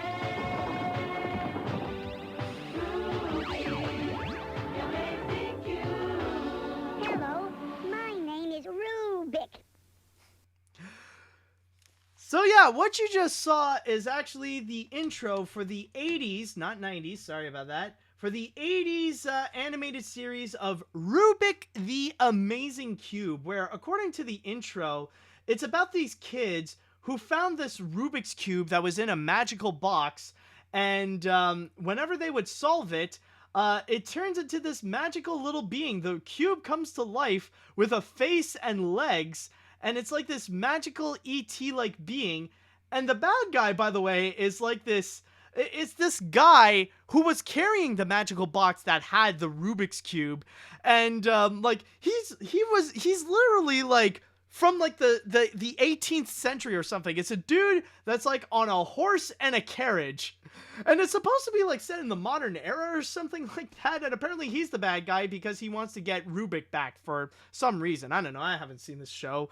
But yeah, like this is just to say that technically this is not the first time that someone took a Rubik's Cube and try to turn that into a piece of media. So like technically a Rubik's Cube movie is not necessarily that far-fetched, and who knows, maybe this movie could turn out to be a film adaptation of Rubik the Amazing Cube. It could be that. So I thought I would just go and talk about this story because it definitely is like some weird piece, and it is some interesting commentary, especially with Chris Miller stating, having a piece of commentary regarding the Lego Movie effect. All right, so with that said, I want to go into the chat wall, and I want to know your piece about this whole Rubik's Cube movie and how Chris Miller feels about it, fearing that this could be the Emoji Movie all over again. How do you feel about this whole situation going on? Let me know what you think now. All right, let's see now. Here. Oh, I don't think I have read from you yet.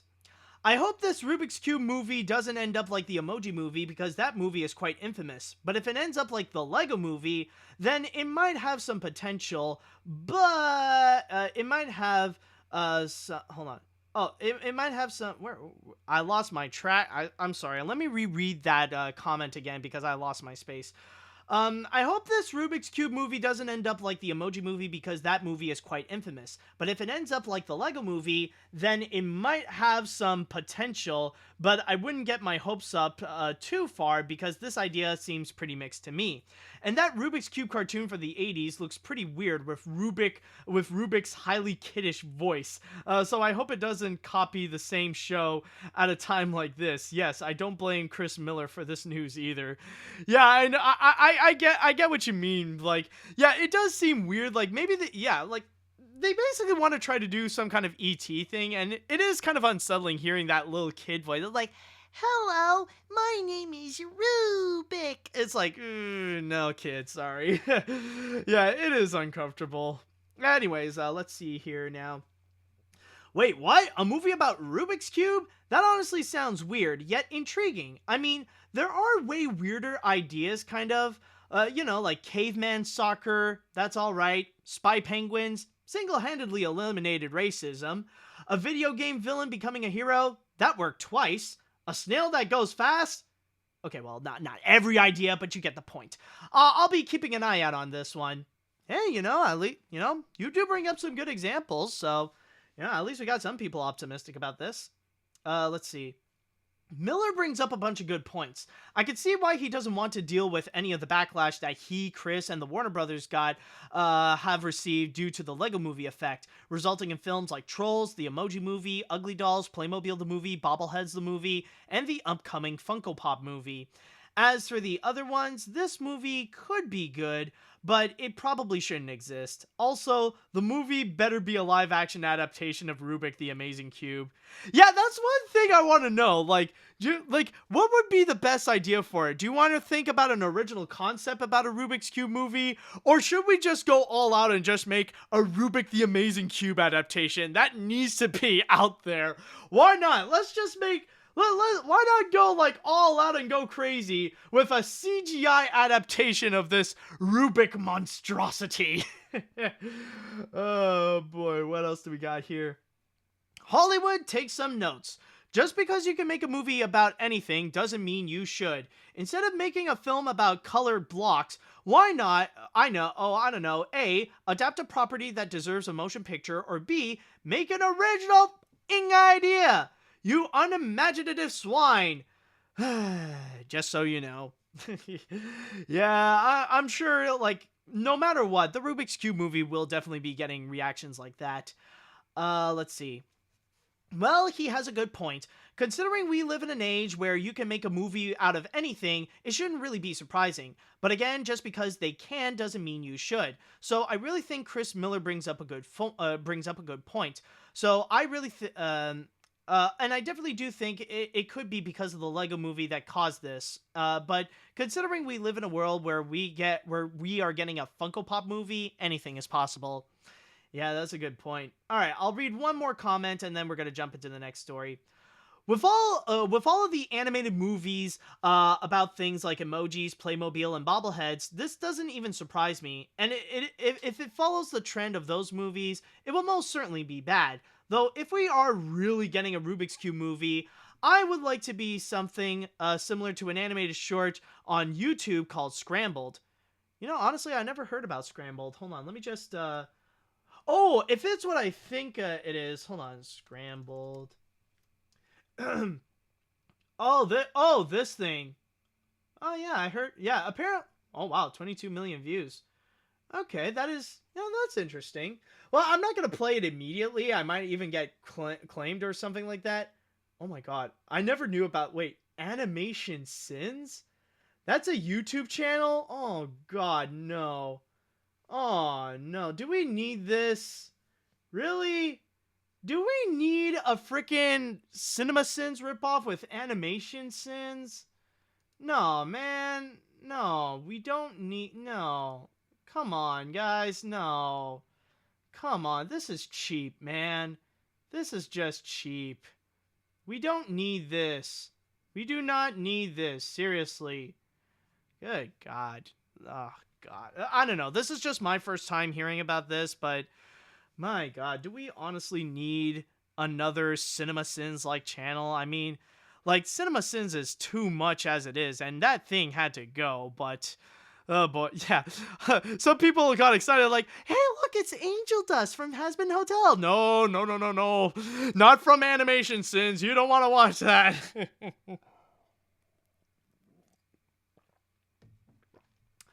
Alright, so now it is going to be time that we will look into the grand finale. And for this grand finale, I want to go and talk about a cartoon character, or more specifically, a comic character that maybe you have heard of, maybe you haven't.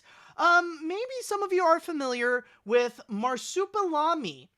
Now, for those of you who don't know, Marsupilami is actually a popular Belgian comic book. There was at one point Disney actually made an animated series back in the 90s where it's basically the story of this creature living in the jungle, more of like this, not supernatural, but more of an extraordinary creature where it's like part jaguar, part monkey, but his signature trait is the fact that he has a really, really long tail. He has a ridiculously, stupidly long tail that he could use it for anything, to help him go fast, to help him jump high, to help grab him things. You know, it's kind of like a long, giant arm. But I'm just wondering, I would like to go and ask you all a question. Have you ever looked at Marsupilami and you looked at his ridiculously, extraordinarily long tail and you thought for yourself, you thought to yourself, what if his tail was his penis? What if instead of having that tail in the back, you put that in the front? Have you ever considered that? Has that ever crossed your mind? No? Well, too bad, because there's someone at Denmark who thought that would be an amazing thing, an amazing idea, and actually turned that into an animated series. Beep, ladies and gentlemen, everyone of all ages and genders, may I introduce you to John Dillermand. Goddag, det er John Dillermand. John Dillermand, John Dillermand. Han er verdens længste Dillermand. Der er næsten ikke noget, han ikke kan med det. Han kan svinge den rundt, han kan blive lidt flov. Han kan redde hele verden, hvis han bare fik lov. John Dillermand, John Dillermand, John Dillermand. John Dillermand, John Dillermand, John Dillermand. Yes, that... Whoop, hold on a second. Sorry about that. Yep. This is John Dillermand, people.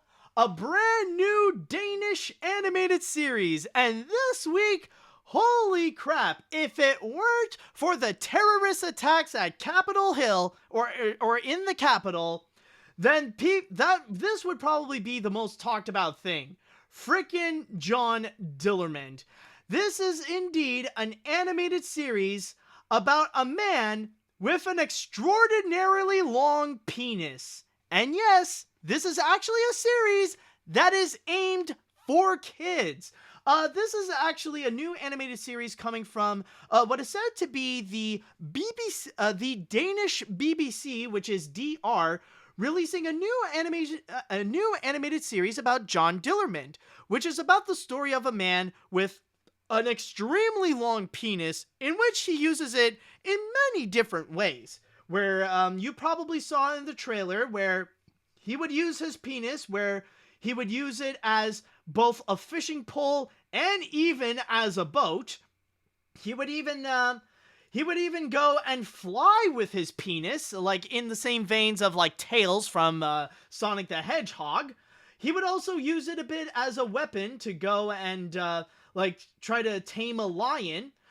He would even use it like Marsupilami, where he would bounce on his penis. He would be like Tigger. The wonderful thing about Tigger is the wonderful thing. The tops are made of a rubber. The dicks are made of a spring. Just like a John Dillermand. Oh boy. And then you see all the crazy scenarios where, like, sometimes his penis would get tangled up in stuff. Like a bunch of balloons where he would fly up in the air, Gonzo style. You know, like Gonzo in the Muppet movie. Because, like, yeah, wouldn't you imagine Gonzo having his dick stuck, like, his dick stuck in a bunch of balloons and fly up in the air? Well, how about you can imagine that with John Dillermand? But yes, that's pretty much the whole concept of it all. It's just all the extraordinary things that his penis can do. And as you could probably imagine, of course, this is getting massive backlash. Not just from all around the world, not just outside of Denmark, but also within Denmark as well. Especially since recently, Denmark has unleashed their own #MeToo movement, where in the country, it is becoming a lot like how it was back in late 2017, after people like Harvey Weinstein got exposed and stuff like that.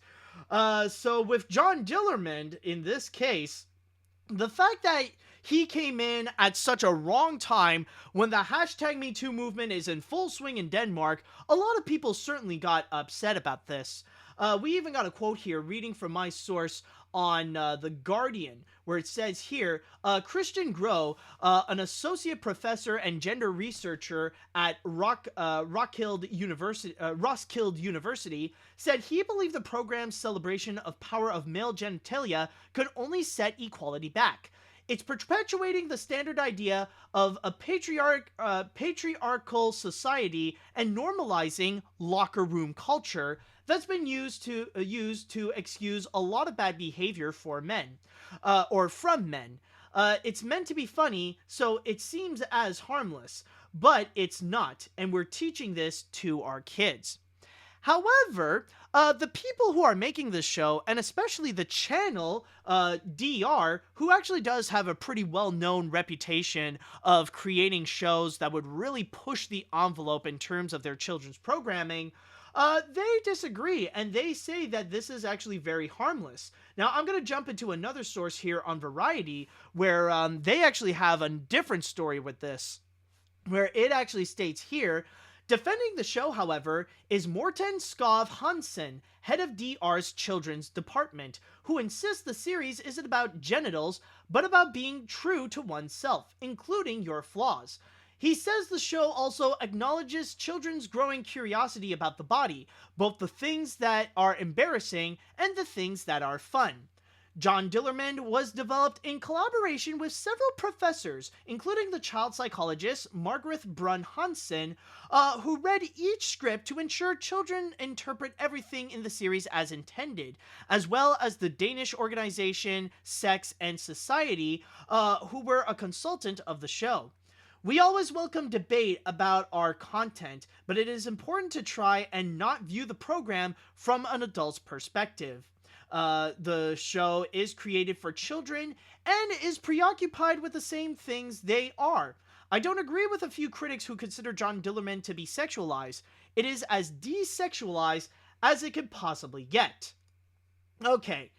I just need to go and start things off by saying, if there is one thing that I can defend about John Dillermand and why they would think that this is a good idea to make this as a show for children, despite the fact that this looks like something that would come directly out of frickin' Adult Swim. This looks like an Adult Swim series. Even the animation style feels like something where it's like this weird experimental part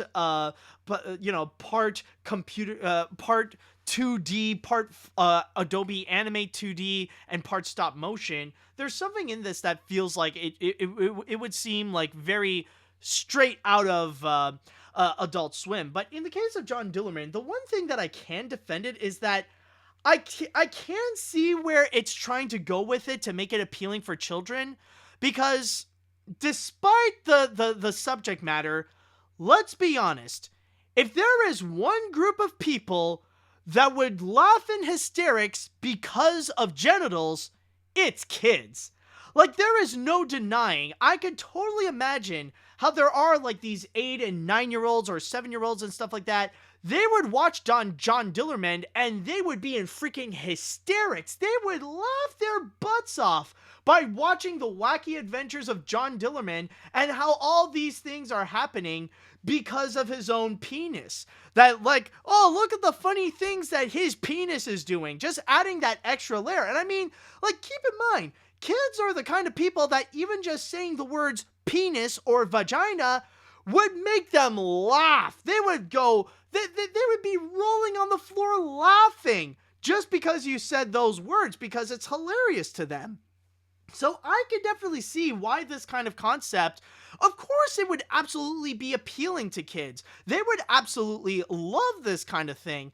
And honestly, I do believe them if they, like, I do believe the show creators, if they want to try to go and make this as desexualized as possible, that they want to make this as appealing for kids, and that they're not using John Dillermand's penis in a way that would seem sexualized, that would actually seem like, you know, his penis is used for a sexual thing or to flirt with women and stuff like that. You know, they're not using John Dillermand's penis for penis purposes per se. And on top of that, technically, like, you could argue that when it comes to, like, not just John Dillermand, but when you think about even, like, the works by American animation studios, like, when you think about animated shows or even animated movies, I mean, how many times do they make gags related to genitalia? There is a surprising amount, especially with the fact that, like, how many times have you seen in an animated film where they would do the gag of being kicked in the nuts? Like, that's pretty much acknowledging that those characters have genitalia and that their genitalia got hit. Like, every time when you see them, like, they get hit in the balls and they always make that reaction of just like, oh, you know, that happens, you know, it's honestly not as uncommon as you may think. So, like, in a way, you could argue that, like, those moments in animated films are not really that different to what John Dillermand is pretty much trying to do. But then again, I could argue as well that I can also see from the point of view on the other side as well, where this is absolutely wrong, where this is absolutely stupid and kind of a bad idea. Like, one thing's for sure, this is very much poor timing. Like, I could see where there is this argument of, like, locker room style humor and encouraging this locker room style mentality with a show about a guy with his giant penis, you know? Like, always trying to make gags and thinking about different ideas about what a dude can do with his great penis and how his great penis is very helpful and it's a great thing and stuff like that. It is very much poor timing, especially with the fact that Denmark is having their own major #MeToo movement. Now is not necessarily the time to actually make lighthearted comedy related to male genitalia or genitalia in general. So yeah, like one thing that it is definitely guilty of is just the poor timing of it all in its own country, and it is definitely possible on how it can be viewed wrong, where it does kind of encourage toxic masculinity. And also one thing that I could argue, and I haven't seen people like mention this, like I haven't heard reports about it mentioning this factor, but then again, you could definitely imagine that there is this hypocritical side as well with what John Dillermand is trying to pull. Because imagine if they would do a female version of John Dillermand. Imagine if they would try to make an animated kids series about a woman with really long saggy tits. And this woman with her long boobs would go and try to do all these different things, like jump around and like fly like a helicopter or tame a lion, like trying to use it as a whip and stuff like that. Imagine if they would try to make a female John Dillermand with really long boobs or something related to her vagina and stuff like that. They, like any production or any studio, any channel, like everyone would desperately go and shut that thing down. They would shame that thing to the very end. Like and trust me, the thing is, the sad reality is that we live like with a very massive prejudice against women. Like, yeah, we have made a lot of progress, but there is still that systemic sexism that is against women that's still prominent all around the world. So I could definitely imagine that even in places like Denmark, of course, like they would accept a show like John Dillermand, but if they would make a female version of John Dillermand, that would be shut down right from its mere concept, and no one would ever go and speak about it again. So there is this massive hypocrisy. So honestly, for me, I feel like there's very much like, yeah, I hate to be that guy, but there is kind of like a both sides situation where I can see the arguments on one side for John Dillermand, but at the same time, I do see the arguments on the other side as well, where I do believe that they want to make this as kid-friendly as possible and try to make it as good of a show as it can be, despite its very unusual concept. And I mean, this is no different than the kind of genitalia jokes that we would see in modern American animated features and modern American animated series. But then again, there is still that massive hypocrisy and very poor timing where this does seem like it is promoting toxic masculinity, where like you would have these guys that are proudly displaying their genitalia, like their really long penis, during a time when Denmark is having their #MeToo movement, and you know that there would be a hypocrisy in terms of like if they would do a woman version, then they would shut that thing down and it would get much more backlash than what we are seeing here with John Dillermand. Yeah, I know John Dillermand right now is getting a lot of flack, but you can imagine how things would be much worse if there was a woman version of it. So overall, I just feel very mixed. I do see both sides of the argument, but yeah, I just feel like it's kind of a complicated issue, really. So yeah, honestly, it's tough to really know like which side you can go on this one, but yeah, it's just like one thing we can agree is that this whole show just looks freaking weird. This whole John Dillermand thing, this is just a weird show. All right. Now, with that said, I'd like to go into the chat wall and I want to ask your opinion. How do you feel about John Dillermand? Are you for this series? Do you think this show is harmless and that it's more beneficial for kids? Do you think it's harmless for kids to go and watch it? Or are you against this series? Let me know what you all think. Okay, let me see right here now. What the heck did I just witness? This show sounds and looks like a bad idea, even if it is aimed only for kids. And the animation looks like it came out of that came straight out of like Robot Chicken and out of Adult Swim. But I don't see any violent scenes, so that's a relief. Let's just see if this show becomes a success or a failure, because this show looks pretty stupid. But I wouldn't get my criticisms too high, because I think it might be normal for Denmark, since they like toilet humor and everything. Yes, but again, you gotta keep in mind that right now, Denmark is in the middle of a massive #MeToo movement. So, like, again, you gotta consider the poor timing of this. Let's see now. Apart from this madness, it reminds me of the board game toy Doggy Doo, where kids get to play with dog poop, which is made out of Play-Doh. I will say that the animation is pretty good, and I do find it funny. But hey, different cultures, like some stuff like US speaking audiences might get ticked about it. Examples like German and Japanese shows that would easily get trimmed for international releases, like 4Kids censoring Japanese jokes, like anime that is pointless to get rid of. I would disagree with that, honestly. Like, this isn't like an international barrier problem or stuff like that. Keep in mind, the biggest controversy of them all is within its own country. Like, it's the most problematic towards Denmark. And I know we can all argue that technically that there are other countries that don't understand or don't fully understand the type of humor Denmark would have, but it's especially in Denmark that it's very much controversial.